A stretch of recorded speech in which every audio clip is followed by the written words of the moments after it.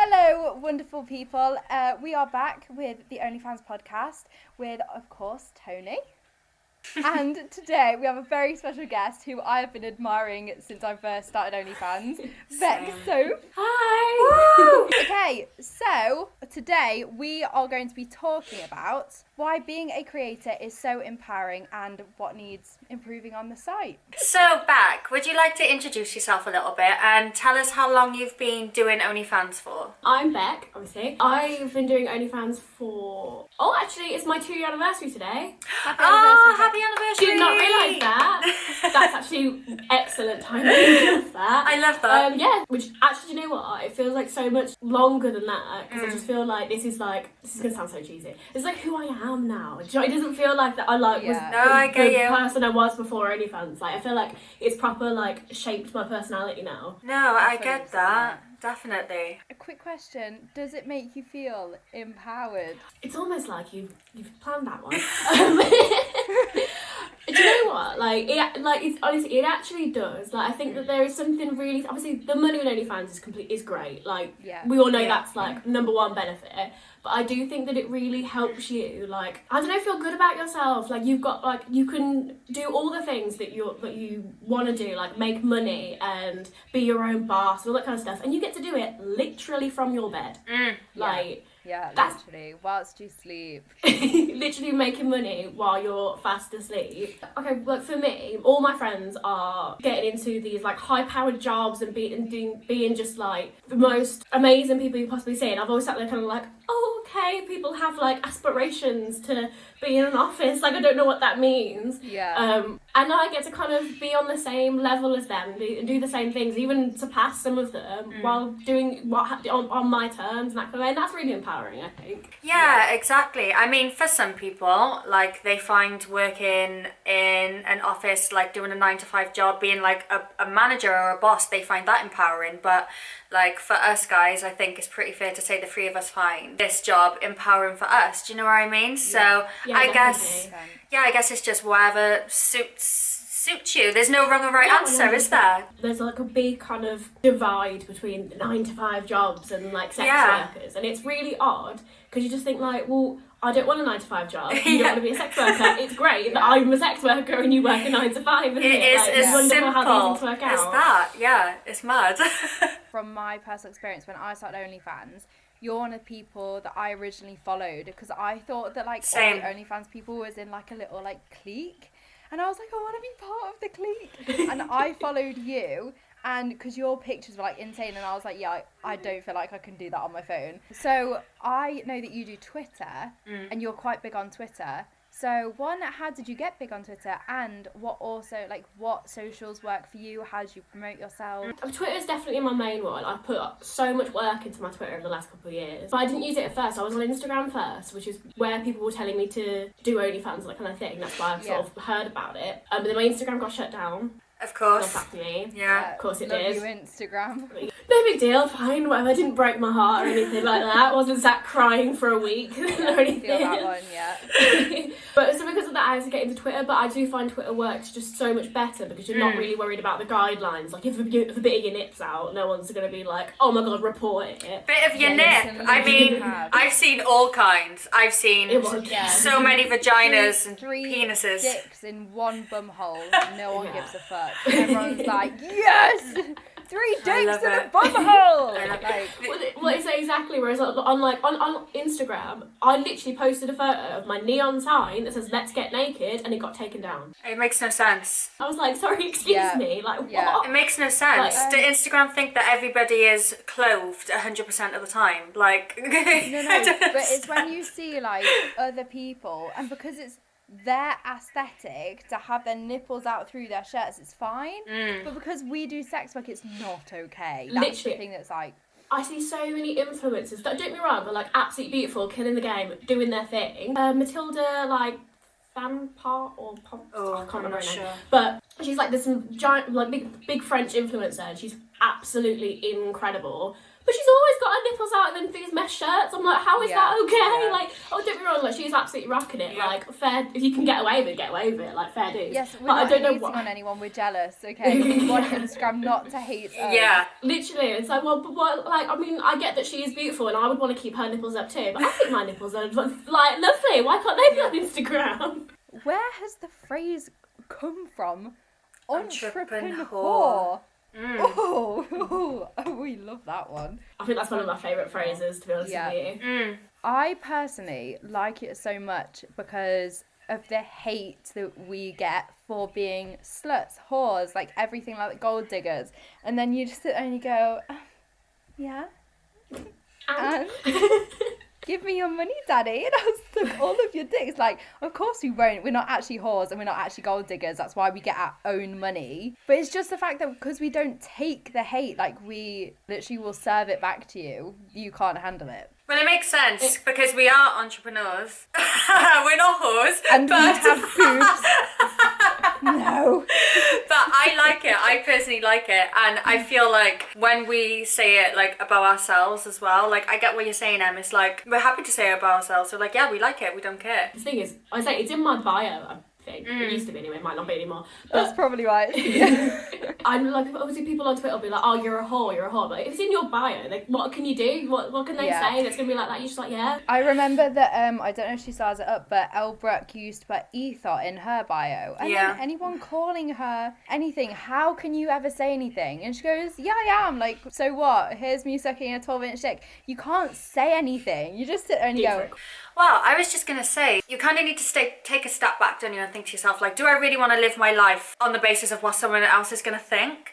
Like, imagine missing out on such, like, a great opportunity just because you're worried about what somebody's going to say about you. So, like, in those circumstances, you need to just, like, what other people think probably shouldn't even be considered. Like, you only have, like, one life. Do you know what I mean? And you don't want to look back in, like, 10 years and think, oh, I could have made enough money to buy myself, like, 10 houses. And I missed out on all of this because I was worried that one girl would call me a slag. I think it's important as well, because if you care about what, like, as an OnlyFans girl, you get so much hate. So if you care about these people that you don't really actually care about in themselves, but you care about what they think, you're not going to be able to handle all of the onslaught of hate you're going to get of other people that you don't know. If what other people's opinions is really important to you, I'm not going to lie, this isn't the job for you.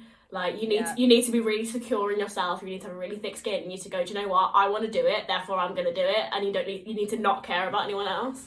It's difficult, isn't it? I mean, when I first started doing OnlyFans, I found it really, really, really hard to, like, switch off from other people's, like, opinions.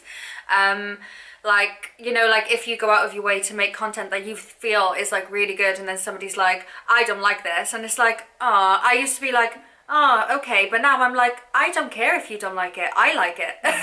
And so do, like, the majority of my fans, do you know what I mean? But it is quite difficult at the beginning, I found anyway. I don't know about you guys. Definitely. I think that it's difficult to switch it off even now. Like, sometimes I get a comment and it will, like, hit me, and I'm like, and then for like 5 minutes I sat there going, I usually sit there formulate your response, and you go, no, I shouldn't respond, no, I shouldn't respond, and then you go, actually, and you go, no, and you got to sit there and go, right, is it worth responding to this one, should I leave this one or not? Exactly. You really got to think it through. But at the end of the day, like, you do what you do for yourself, and the only person that has to deal with anything that you do is you. So, like, screw the troll, like, 64873 on Twitter that's called you, that's, like, you know, said that, oh, well, that photo isn't quite right now, is it? Yeah, like, no, exactly. Because I had, like, a reputation growing up as not like a good girl, but, like, I was a prude. I was really frigid. I didn't really do anything with anyone. Like, I had a boyfriend in, like, year 9, and he constantly would be like, okay, we're going in from lunch now, let's kiss. And I'd go, ugh.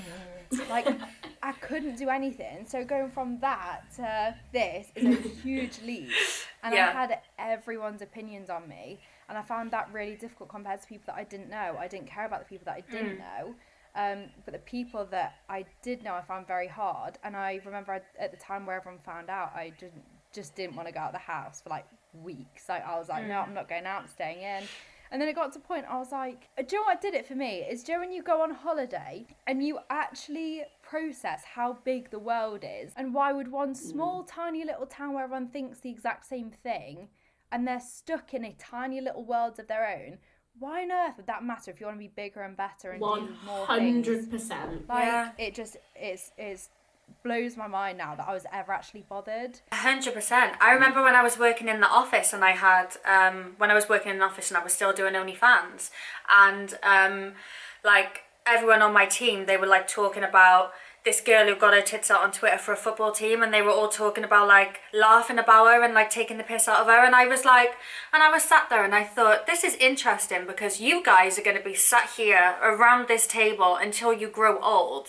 You're literally going to make £1,300 a month for the rest of your lives. Potentially you're going to get a grand increase maybe once a year, but I thought, how restricting their mindsets are. Do you know what I mean? Like restricting of themselves kind of thing.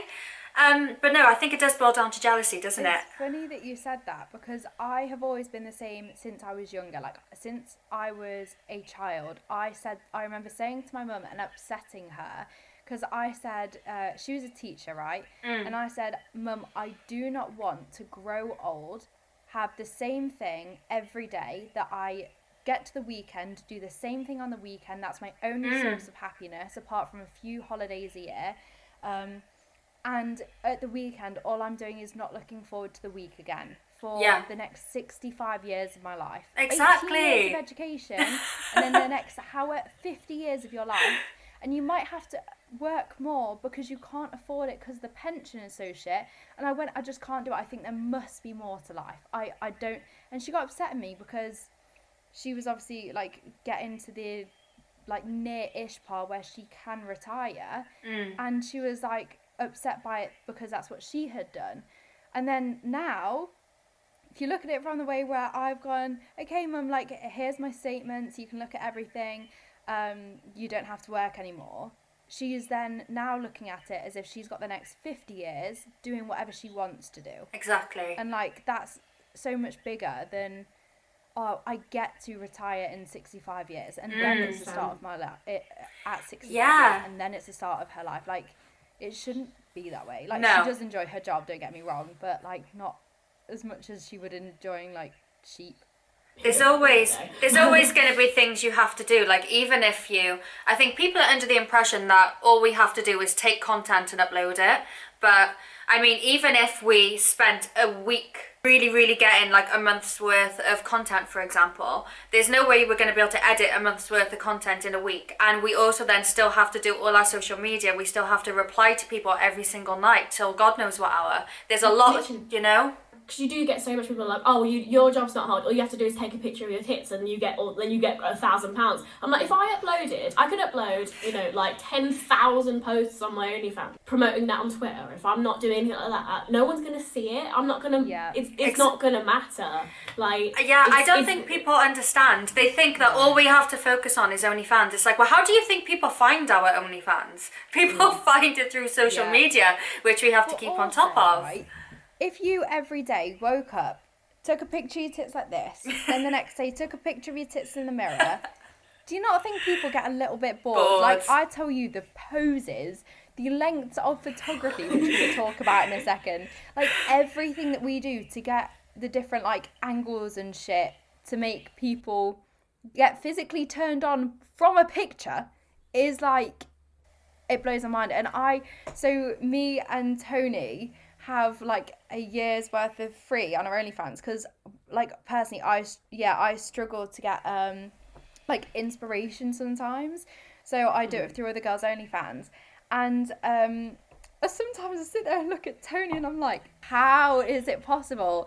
And then I go, why aren't more people subscribed? And not just to you, just in general, because you like Joe, looking from what you, not you personally, but say like me at the very start of me doing OnlyFans, that's nice, it's okay, but like compared to now, from all the things that you learn and stuff, like fuck me. Like some of the things that I sit there going, I do me.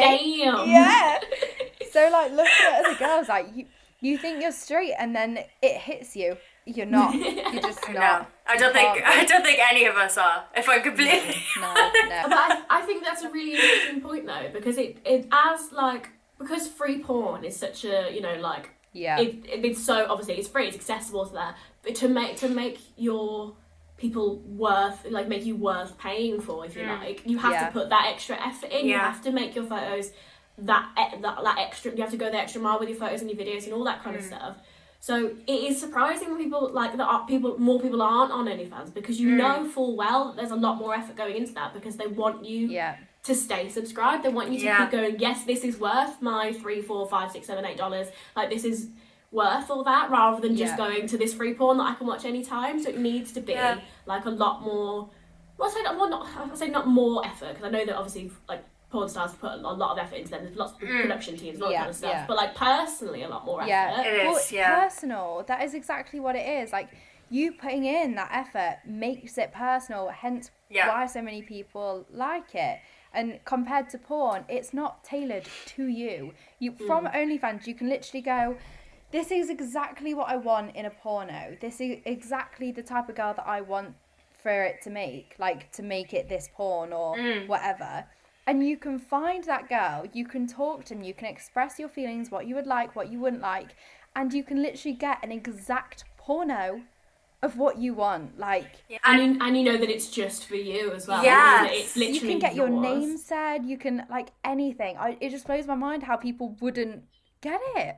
I think it's a great job, Mine. Do you like it? Like, do you enjoy it? Yeah, I actually really love my job. Like, I've never felt like that about a job before. Like, I've never actually felt like this is something that I want to keep doing and I'm happy to keep doing, and I'm like, I get excited about like thinking of new shoots, and as you say, like subscribing to other people to get inspiration, that kind of stuff, because this is the thing as well, there are so many different content creators that are doing so many different things. I don't know if you guys know, I assume you do, about the Cash Me Outside girl, Bhad Bhabie. So she joined, didn't she? And she made, what was it, £1 million in 6 hours? I think that's incredible. What's your view on this? I think it's amazing. I mean, I think she's amazing for it. I think the men that have counted down till she's 18 and can make an OnlyFans are super creepy. But I think that she's a genius for capitalising off it 100%. Yes, definitely. People's brains, when social media is your job and you're kind of slipping off the radar a bit and you literally can do something as crazy as that. One, she made a stupid fuckload of money within hours. She gained millions of followers on her socials. So I think she's like crazy smart. I think she's done the right thing. And then she's also taken that to talk about the issues that she's been having, demand an apology off Dr. Phil. Like, I think the whole thing is very, very like maturely said.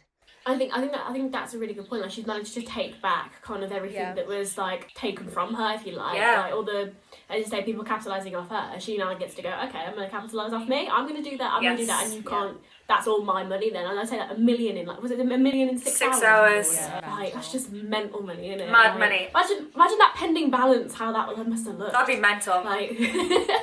But then imagine OnlyFans being OnlyFans and crashing and not giving you any money. What it does, yeah.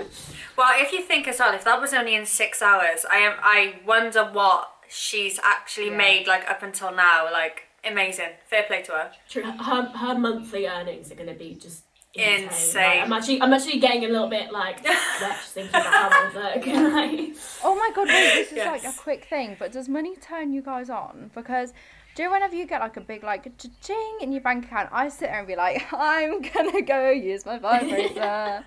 And I don't know if that's normal or not, because I feel like it's not. No, honestly, I actually genuinely get that thing. Like, now I obviously you cash out, and you're like, yeah, fine, and you get the big deposit, you get the like, little notification being like, your account has received this, and then you're sitting there being like, yeah, yeah, I did that. So, in your guys' opinions, what do you think could be better about OnlyFans?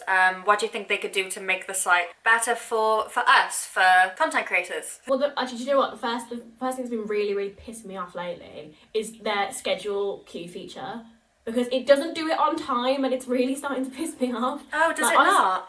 I schedule so many messages. Like I've scheduled, you know, whether it's like paid promo.